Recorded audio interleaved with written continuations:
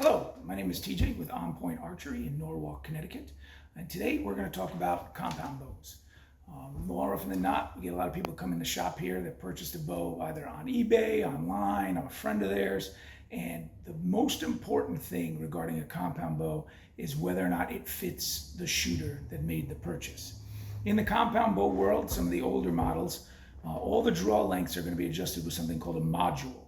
The module can be found on the cam, and there's going to be an indicator pointing at the draw length that that bow is set to.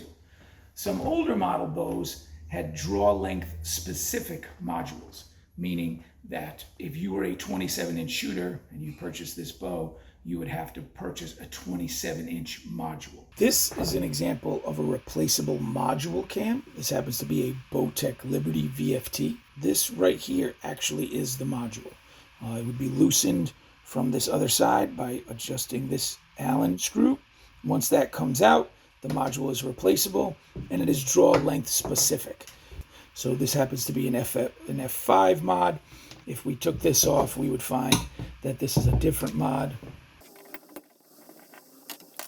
This happens to be a DF5 mod, and these modules would be interchangeable to the draw length specific for this cam. Then if you wanted to put the new module in, you'd simply place it inside its home, put the screw back in, and then it would be set. Now, some people run into problems when they buy a bow like this because they have a 28 or a 29. There's two issues getting new modules. One is older bows. Sometimes the modules just aren't available from the manufacturer anymore. And there's very few supply houses that stock modules for older bows. Number two is if you are going to get a module, you have to get it from an approved dealer for that specific model. So Hoyt bows, you have to go to a Hoyt dealer in order to get the module from them. And a lot of times, even those manufacturers are going to have a hard time, or even those stores are going to have a hard time finding a module for that. So the newer models will have what's called an adjustable module. So it slides on the cam to varying draw lengths. Most of the time you'll see anywhere from 26 all the way to 30 inches. This is the actual module, and it's labeled 1, 2, 3, 4. This is the indicator pointing to this is set to level 3.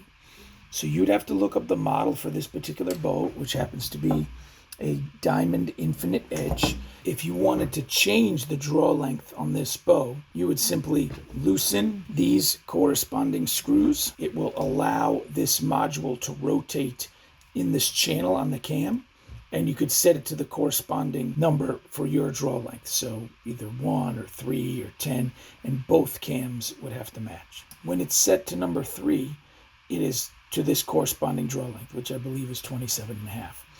Each cam is going to have a same module that needs to be set to the same number. So you can notice that the indicator here is also pointing to the number 3. When they rotate together and stop and hit the cable, that will be at a specific inch measured from this point to the knock, and that is going to wind up being your set draw length. Now, the benefits to a system like this is, in order to get the level of adjustability from a bow of this nature, to have a very wide range of draw weight adjustment, a very large range of draw length adjustment. So ultimately, it's going to sacrifice something. You got to give something to get something.